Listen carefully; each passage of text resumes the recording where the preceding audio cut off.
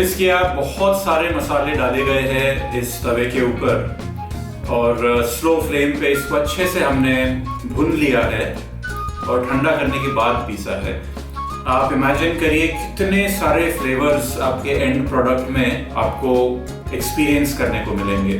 कुछ मीठे स्पाइसेस है, कुछ तीखे स्पाइसेस है और कुछ ऐसे स्पाइसेस है जो बहुत ही अलग अरोमा रहता है उनका, जैसे जायफल है या बड़ी इलायची है।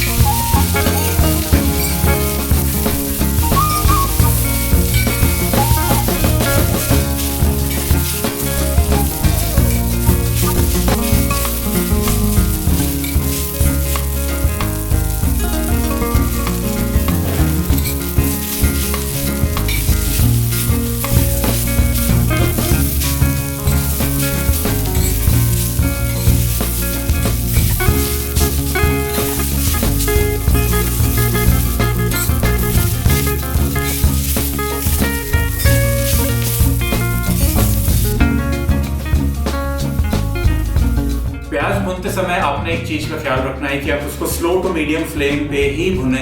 आपने नोटिस किया होगा मैंने टुवर्ड्स द एंड प्याज में हरा धनिया के स्टेम्स डाले हैं और हरी मिर्ची भी डाली थी। हरा धनिया का स्टेम्स का बहुत ही अच्छा फ्लेवर आता है। अगर आपने कभी ट्राई नहीं किया है तो जरूर इस बार ट्राई करिएगा।